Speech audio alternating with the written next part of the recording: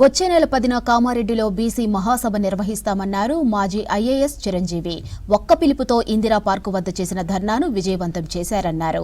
November 3న MRO ఆఫీసులో, 4న జిల్లా collector కార్యాలయంలో, 6వ తేదీన చీఫ్ సెక్రటరీ వినతి పత్రాలు అందిస్తామన్నారు జస్టిస్ ఈశ్వరయ్య. ఇక బీసీ రిజర్వేషన్స్ తెచ్చే వరకు పోరాటం ఆపమని, ఏ ఒక్కరి స్వార్థం కోసం చేస్తున్నది కాదన్నారు విశారదన్ మహారాజ్. ముఖ్యంగా ఇప్పటి వరకు చాలా విషయాలు మా సభ్యులు చెప్పారు. ఇప్పుడు 42% రిజర్వేషన్ సాధనా సమితి అనేది ఇది పొలిటికల్గా ఏ పార్టీకి అనుబంధ సంస్థ కాదు. ఇందులో ఉన్న వాళ్ళు కూడా ఎవరు కూడా ఏ పొలిటికల్ పార్టీలో లేరు. ఇది న్యూట్రల్ సంస్థ. ఇది మేము స్వచ్ఛందంగా న్యూట్రల్గా ఉండి 42% రిజర్వేషన్లు, ఆ తర్వాత బీసీలకు రాజ్యాధికారం అల్టిమేట్ అనేటువంటి ఒక గోల్తో ముందుకు పోతున్నటువంటి సంస్థ.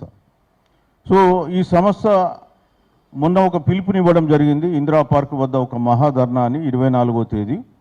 ఆ పిలుపుకు మేము ఇచ్చినటువంటి 4-5 డేస్లోనే ఎక్కడెక్కడి నుంచో రాష్ట్రంలో నలుమూలల నుంచి, ఆదిలాబాద్ అడవుల నుంచి, ఖమ్మం అడవుల నుంచి, అదేవిధంగా ఇక్కడ పాలమూరు అడవుల నుంచి కూడా చాలామంది ప్రజలు స్వచ్ఛందంగా రావడం జరిగింది. సో మరి ఇవాళ ఈ రిజర్వేషన్స్ ఇష్యూ 42% అనేది ప్రజలలో మారుమూల ప్రాంతాలకు కూడా చొచ్చుకొని పోయిందని చెప్పక తప్పదు. అంటే చాలా ఫుల్ ప్రూఫ్గా 9th షెడ్యూల్ మాత్రమే శరణ్యమని పకడ్బందీగా తయారు చేసినటువంటి ఆ యొక్క ముసాయిదా బిల్లుని గవర్నమెంట్ పెట్టింది. ఆ పెట్టిన తర్వాత మర్చిపోయింది. 9th షెడ్యూల్లో ఎలా కలుపుకోవాలనో, ఇది రాజ్యాంగ సవరణ. 9th షెడ్యూల్ అంటే కూడా రాజ్యాంగ సవరణే. ఎందుకంటే రాష్ట్రము ఆర్టికల్ 31C ప్రకారం చేసిన చట్టాన్ని గవర్నర్ ఆమోదం పొందిన తర్వాత కేంద్ర ప్రభుత్వం క్యాబినెట్ ఆమోదం పొంది ఉభయ సభల్లో క్లియర్ చేస్తే అది రాష్ట్రపతి నోటిఫికేషన్ ఇస్తే 9th షెడ్యూల్లో రాజ్యాంగ సవరణ జరిగి అది రాజ్యాంగంలో ఒక భాగం 31B కింద 9th షెడ్యూల్లో నోటిఫికేషన్ ఇస్తారు, అది ఇస్తారు. అది ఫైనల్. అది దేర్ఫోర్ రాజ్యాంగ సవరణ జరగాలని ముఖం తెలియని, రాజ్యాంగం తెలియని, లా తెలియని కొంతమంది ఇప్పటికి కూడా వితండవాదం చేయడం వాళ్ళ యొక్క అజ్ఞానతానికి నిదర్శనమని చెప్పక తప్పదు. ఇది తెలంగాణ రాష్ట్ర సమస్య కాదా?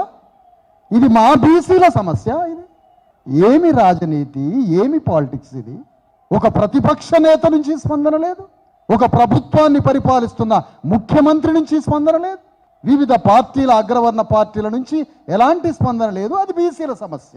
ఇది తెలంగాణ రాష్ట్ర సమస్య, ఇది భారతదేశ సమస్య. ఇది బీసీల సమస్య ఎట్లయితుంది? నిజాం నవాబు ఒక మాట అంటే దాశరథి రంగాచారి తెలంగాణకి నిలువెల్లా గాయాలేని అట నిజాం నవాబు దాడి చేస్తే.